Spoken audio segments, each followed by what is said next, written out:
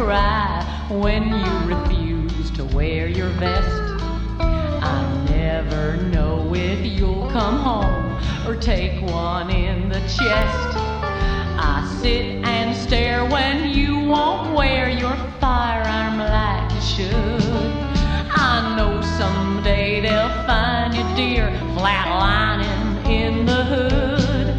I pray you're just unfaithful when you don't come home till 2. Perhaps I ought to go back out and hit the streets like you. We sure could use the extra cash for bills we plenty owe. And you could run me in like on the night we fell in love. Is it so wrong, a working girl who loves a man in blue? I hope I never make parole from cell block loving you.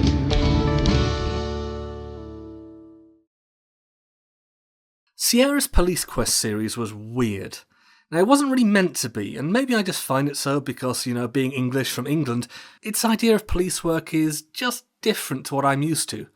Our cops, for instance, don't normally get to carry guns, or have this much trouble crossing the road. I mean, it aims for realism. You solve problems by using correct procedure and obeying the letter of the law on pain of death. And more death. And extra special super duper humiliating death.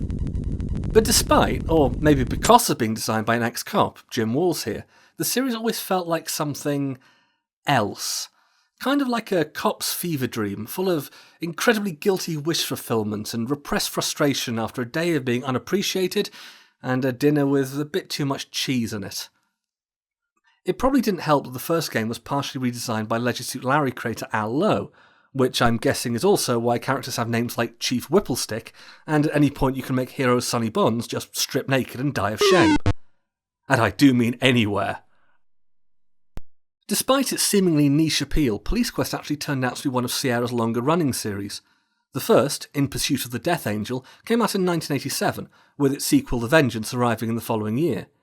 The first game was later remade, and then there was the third game, The Kindred, which came out in 1991.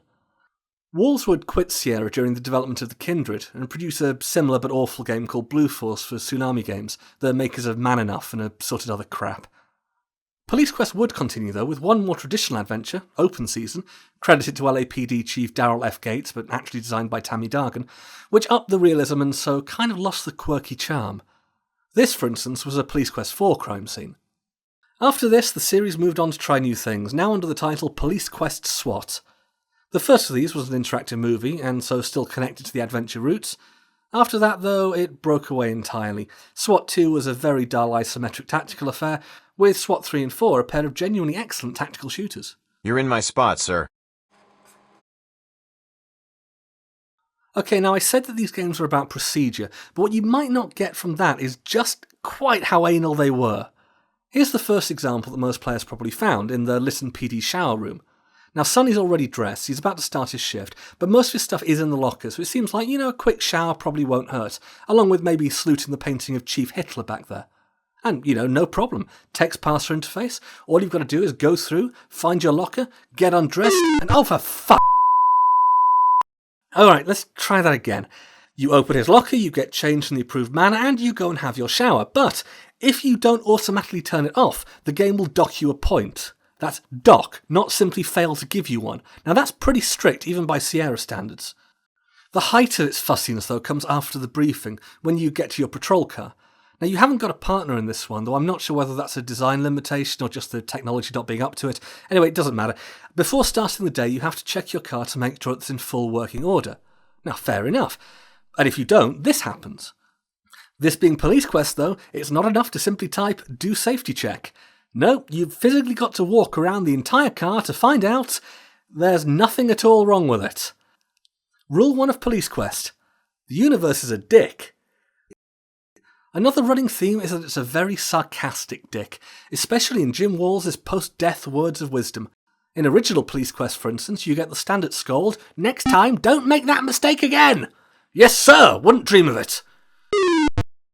The VGA version is a little more inconsistent, but it makes up for it with this death sequence, literally laughing at your failure. As for the rest of the series, Police Quest 2 has Walls' sarcastic head of doom handling the debrief directly, with entirely too much pleasure if you ask me. Finally, in Police Quest 3 this is upgraded to the full Jim Walls experience as he takes the whole screen to chide you for your stupidity, while forcing you to admire his balls.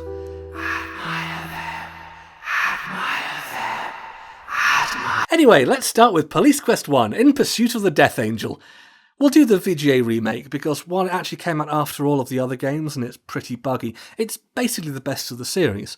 It hits that wonderful level, especially where Strange and City get to combine in just beautiful ways.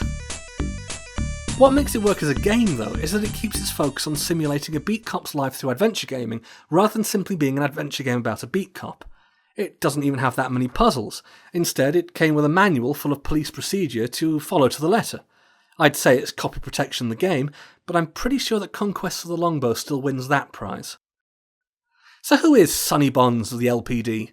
He's just your normal, everyday cop on the beat, an honest civil servant currently the running for Officer of the Year who would never violate procedure or let down the force. Unless you count giving warnings of upcoming vice crackdowns to his hooker crush, Sweet Cheeks. Officer of the Year! Police Quest 1 is essentially a week of his life crunched together into a single endless shift. Think 24 if Jack Bauer was a stickler for procedure and as tough as a damp spiderweb. The overall plot of this one is that a drug lord called the Death Angel is up to what police usually refer to as being very naughty. By the way, I know this is quibbling, but I'm not sure the Death Angel is the ideal nom de crime for someone selling narcotics. Sonny isn't initially involved in any of this, kingpins and the like being well above his pay grade, but he soon stumbles into the middle of it by accident while simply responding to other incidents. That's why this is called Police Quest, rather than simply Police Stuff. Also marketing. Even so, part of the charm of this isn't exactly the wire. Here, for instance, Sonny is called out to handle the second, most pathetic biker gang in the history of gaming. They're hanging around in a sleazy bar by the cop's favourite coffee house and... yeah, Hell's Angels, these are not. Oh, and while you do have a gun, it's almost never a good idea to actually use it in these games. Police Quest has no, whoops, let's fudge the paperwork minigame to help grease the procedural wheels a little. At least in the updated one, Sonny actually has to lay down the law rather than just waving a nightstick in their faces to make them fold. This version doesn't, however, offer the delight of one of the most unfortunate typos in adventuring history if you try to leave without first catching up with... Sweat Cheeks. Ew. What else does Sonny have to deal with? Here's another hardened criminal from the streets of Lytton, Tawny, or Helen in the original, from... Really? Ugh. In both versions you pull her over after running a red light, and Helen's gimmick at least is, well, it's hinted at by the fact that in the original you meet her at a redress screen from Leisure Suit Larry. In both versions, though, her beauty, it says here, stuns Sonny to a stutter, and unusually for Police Quest, letting her off the hook in hopes of, hooking up later, doesn't actually mean being struck down by lightning or an equivalent instant death. Nor does doing the right thing lead to a rapturous round of applause. Of course, this is still Police Quest, and actually calling her illicit sex hotline number in the original, and presumably in the VGA version as well, but it doesn't seem to work, is officially deemed crossing the line. It's not explained how she got hold of the police commissioner's wife's number, but calling it to ask for a quickie doesn't do a lot for Sonny's promotion chances. Sweet Cheeks probably isn't too happy either, what with her having an open slot for him any day. In her schedule, at her schedule! Actually, on second thoughts, never mind. Things quickly get more dangerous, though, as the Death Angel's grip on Lytton becomes clear. People are dying, mysterious criminals wander the streets, drugs are everywhere, and worst of all, the cop's birthday party is ruined.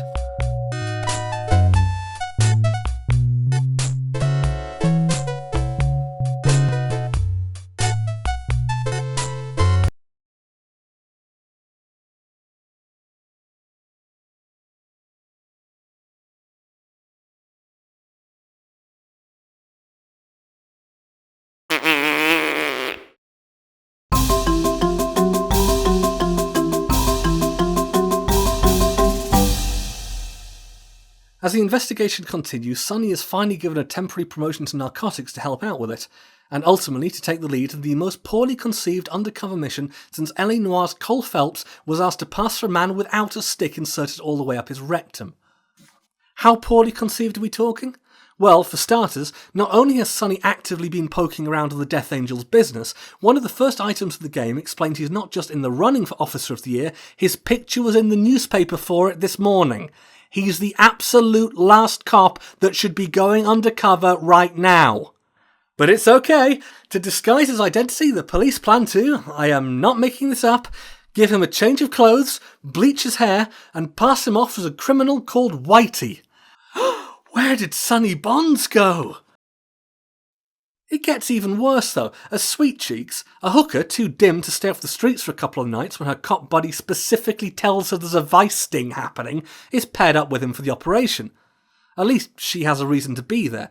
The sting takes place at the Hotel Delphoria, where she is friends with the bartender, and the cops are at least able to use her freedom as leverage. The sting quickly claws back the stupid though.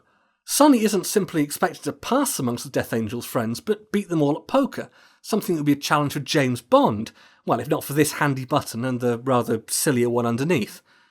Yeah, that was worth programming in. Honestly, it's amazing he even gets that far. Sonny may be a good cop, but he's a terrible gangster. In most cities, this is the part where he'd be gunned down on principle, not for being a cop, but for making the real criminals sound like idiots. There's an even better way to fail, though, which is to take advantage of being alone with Sweet Cheeks for a while. Not only does this mean Sonny sleeping through the poker game, there's no explaining it away when a phone call leads to the two being caught in the act. Whoops! Bad enough walking away with a flea in your ear without crabs in your moving on. Winning, or more likely cheating past the poker game, since it's as buggy as entomologist's scrapbook, earns Sonny a meeting with the Death Angel, and a new arch-nemesis in the form of his true identity, Jesse Baines. A man so important and pivotal to the story, he doesn't even get his own character portrait. There's a slight catch, though, when it turns out the criminals in this town are in fact smarter than the cops. Just. When someone finally remembers seeing Sonny in the paper. It may have taken them a long time, too bloody long really, but they get there eventually, and Baines is not amused. Unfortunately for the Death Angel, the Lytton police may not be smart, but they are part-time Time Lords. Sonny, taking advantage of Baines' normally short absence by calling in the cavalry, somehow lets them get this prepared in the course of the same quick phone call. He takes a shot, but he manages to survive and be taken to the hospital, and from then, a nice comfy jail cell. From which I'm almost positive he will never cause any trouble ever again. Police Quest 2 The Vengeance is an odd sequel, though not for the most part in a ha-ha way. It's more structured, with Jesse Baines escaping to take Police Quest 2 The Title, and Sonny now able to focus on bringing him down thanks to a promotion to full detective. It also sees a hell of a jump in production values. Here, for instance, is a piece of the Police Quest theme music.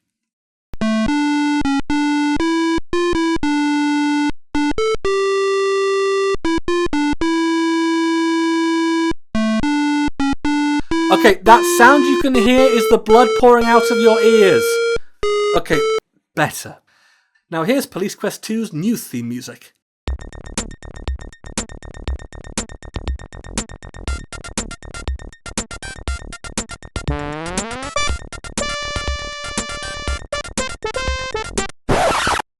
You know what? No. That's what most people would have heard, with an ad-lib sound card or a sound blaster. There was a better way though, so here's the fancy pants Roland MT32 version instead.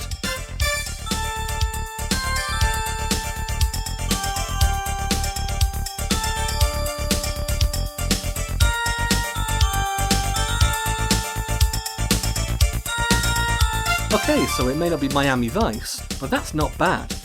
It's a really fun piece of music from regular Sierra composer Mark Siebert, which I think might even do us an apology for Girl in the Tower. Girl in the tower, I'm reaching out. Please tell me what to do. Kill yourself. Anyway, Police Quest 2 is easily the most focused of the original trilogy. Jesse Baines wastes little time escaping and getting to work on a hit list of his least favourite people, Sonny, Sweet Cheeks, and some other people who don't matter. Taking him out as the official goal, though secretly Police Quest 2 is about as much about the importance of proper gun maintenance. Forget to calibrate it? Good luck relying on it. Unlike the first game's mix of cases, most of this one is played relatively straight, with Sonny and his partner Keith focused on one story that's a bit more dramatic and spends a bit more time with Sweet Cheeks, admittedly mostly to increase the drama when she becomes a damsel in distress. The main moral of the story, though, is that every cop not called Sonny Bond is absolutely useless. Keith especially does literally nothing over the whole story except radio the station whenever you drive anywhere, and as for some of the others... Yeah, moving on. This game also suffers from the fact that most of the evidence you find is irrelevant. You know who the villain is from the start, and he's one of those guys who likes to leave notes and increasingly prominent evidence. As such, most of the game is spent simply using a field kit on things and dragging Keith around by the ear. This being a relatively short adventure, Baines doesn't take too long to raise the stakes. Sweet Cheeks is kidnapped, and Sonny has to follow his trail by jumping on a plane to the city of Steelton, while actively not wondering why Baines is more interested in taking out a hooker he's never met and is only vaguely connected to him, rather than the cop who actually brought him down. Luckily, it's an uneventful flight. A quiet, uneventful flight. A quiet, uneventful flight where Sonny can just sit back and relax. A quiet, uneventful flight where, just kidding, Sierra game. Yep, for absolutely no reason, he just happens to end up on a flight with the world's most casual terrorists, armed with gritty writing and the kind of firearm that suggests that whoever was on the customs desk needs to be slapped hard around the face with a spiked baseball bat, that they would probably also have allowed on this plane. This has absolutely nothing to do with the story or Jesse Baines or any of it. It just happens, and is never mentioned again. Oh, and if you're wondering if all of this was just, well, you know, a teeny tiny bit xenophobic... Oh, Jim. In Steelton, the hunt for Baines continues, though not for long. I'm not sure if they were running out of disk space or simply interested at this point, but you arrive to find he made a phone call from a local park and has almost, but not quite reached Bond villain level by conveniently having a secret underground base right next to the payphone he used for it. It is in the sewer, though, with Sonny having to fight his way through methane pockets. Blofeld would not approve. Finally, the two mortal enemies are ready for their final showdown, finally. It's not exactly epic. Of course, you can't just gun Baines down like a dog. With him dead, a review board has to chew over the details to decide what happens next.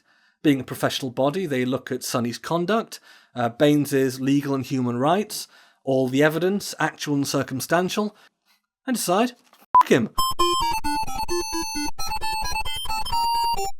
There's talk that you can lose the game by firing on Baines first, though I tried that several times and it never worked. Still, I wouldn't be entirely shocked if that was the case, maybe in a different version of the game. After all, this is still Police Quest. Procedure matters. Just because Baines is an escaped psychopathic convict with a personal vendetta who's already made an attempt on your life, kidnapped your girlfriend, has you both trapped in his top-secret sewer base, and professionally goes by the name The Death Angel, there's no reason to be cynical. The actual ending is much cheerier. Sonny gets a commendation and 2 weeks off, and his captain gets ice cream. Everyone wins, and best of all, Sonny proposes to Sweet Cheeks. What a cute couple they make. I see only good things in their future.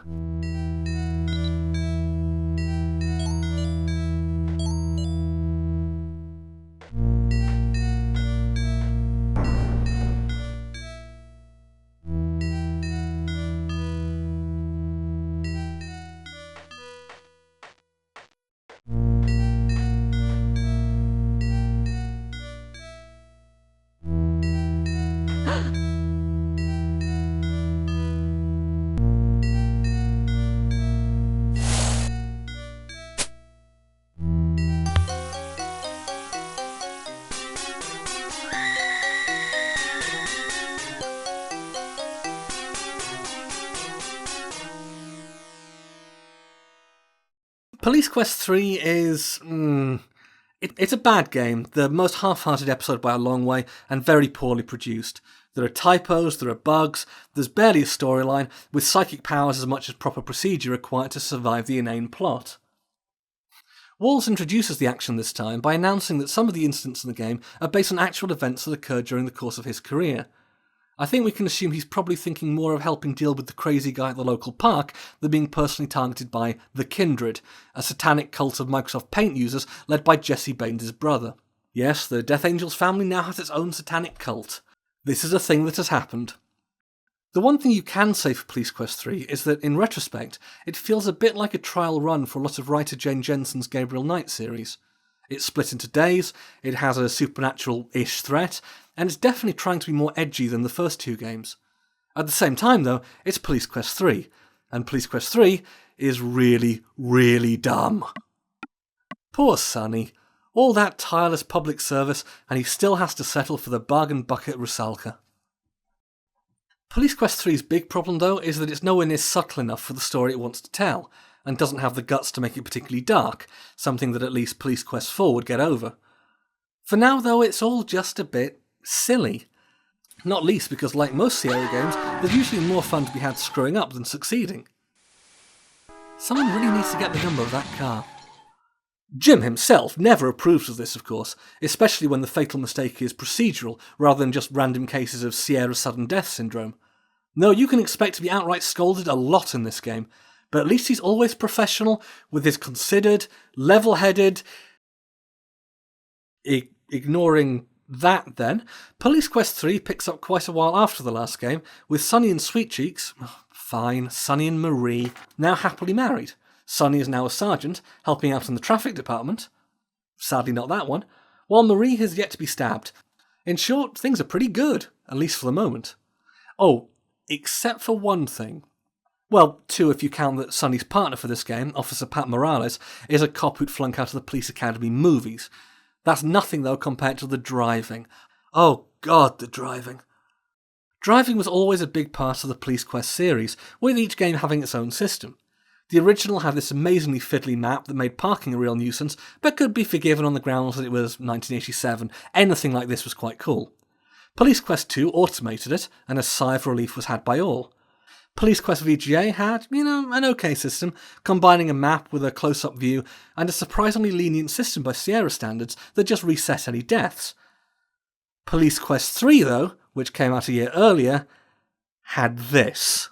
The way it works is part copy protection and part torture, with only the world's worst excuse for a map on hand and almost instant death for screwing up. It's awful, and there is no way around it. I know this is probably against police procedure, but replaying this really begs for the simplicity of the Leisure Suit Larry system. Just yell, "Taxi!" and be driven where you need to go on the taxpayer's dime. Honestly, it's not even like a dime's worth that much. I don't know what all the fuss is about.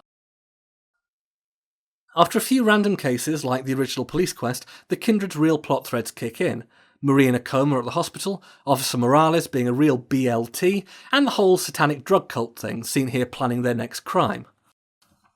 Yeah, just another day in the office for Sonny Bonds, an office whose in-house psychiatrist likes playing peekaboo. This feels a little more fitting though later on in the game when you find Morales' psych profile.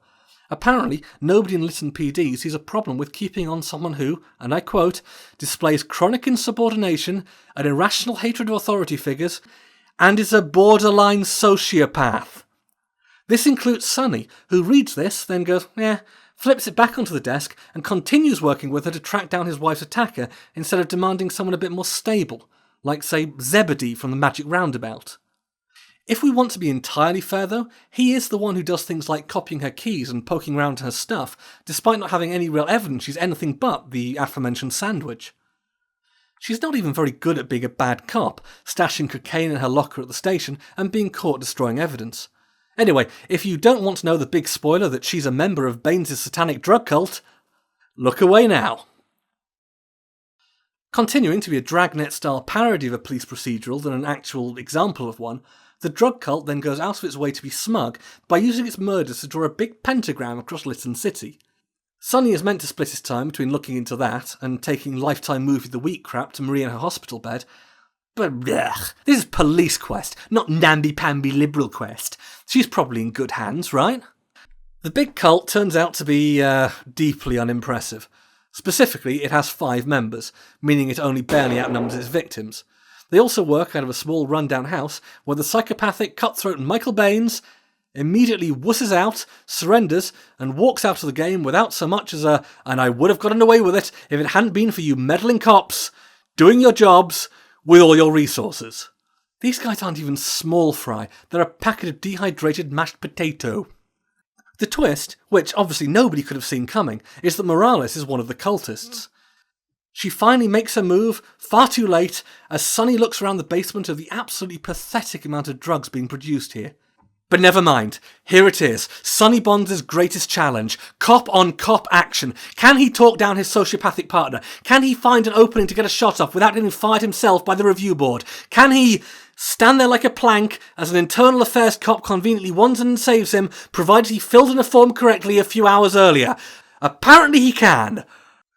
Well, wasn't that as satisfying as a wizard just showing up and magicking all the drugs away? Police Quest isn't exactly the kind of game where heroes end up grappling with enemies on the top of burning buildings, but there's at least a minimum level of drama this kind of situation needs that's just not met by the words, "Now all that's left to fight is the paperwork." Still, at least all the problems are sorted and Sonny and Marie can finally... Oh, right, Marie. Well, there's less tonal whiplash here if you actually act like a loving husband and, more importantly, spot a problem with her IV. Sonny Bonds, cop, husband, occasional nurse. And hopefully not diabetic, because this is the end of a trilogy, and we all know what lethally saccharine plot point is coming now, don't we? While the Police Quest series continued, this effectively wrapped up Sonny Bonds' story. Police Quest 4 moved the action to Los Angeles, and while he did appear in the SWAT games, it wasn't as the hero. We can probably assume that he and Marie lived long and happy lives together, bringing up a family in a city made just a little better by all of his hard work and general honesty. At least for a few years, until the orbs conquered the world. But that's a story for another week, one not covered in the games, or in Leisure Suit Larry's country and western tribute to Sonny and Sweet Cheeks' unusual romance, the epic cell block love. There's obviously more to the series than this, and all of the adventures at least are available over on GOG.com. They may be worth playing more for the unintentional comedy than the series' procedural elements they're meant to convey, but hey, they're still pretty fun, and still the best way to experience being a cop short of joining the force. Give or take the whole dating a hooker part. That's almost definitely not a standard part of the job. Sweet cheeks, or not.